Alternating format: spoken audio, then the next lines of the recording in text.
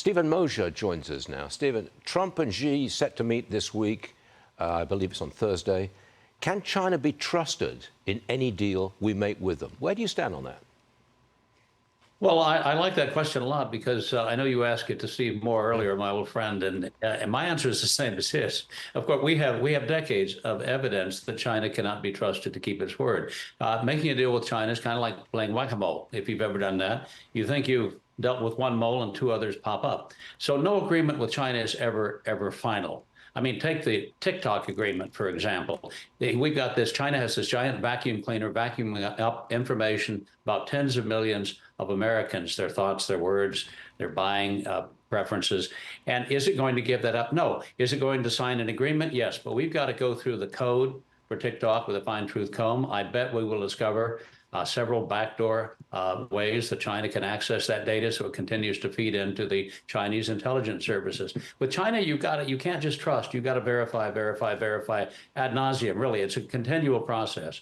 And I don't think any deal with China lasts until the Chinese Communist Party figures out a way to circumvent it, go around it, and make it work to their advantage. I hate to be so cynical on this morning when in the middle of a rally, when we're talking about all these positive things, China's purchase of soybeans and so forth. But we've had deals like this with China going back decades. And so have the Europeans. I'm in Europe right now talking to the Italians and the Brits and the Germans and the French, and they're all upset with China because they all have been taken to the cleaners by the Chinese Communist Party repeatedly.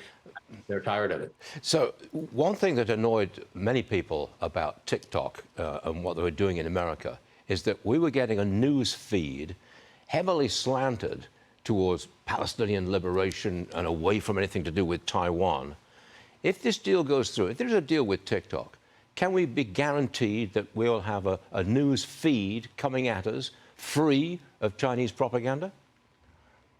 Well, I certainly hope so, because that was the other side of it, right? The first one side was a collection of intelligence about Americans. The other side was propagandizing young Americans to adopt a Sinocentric, a China-centered view of the world, promoting their views on foreign policy and their views on a whole range of issues.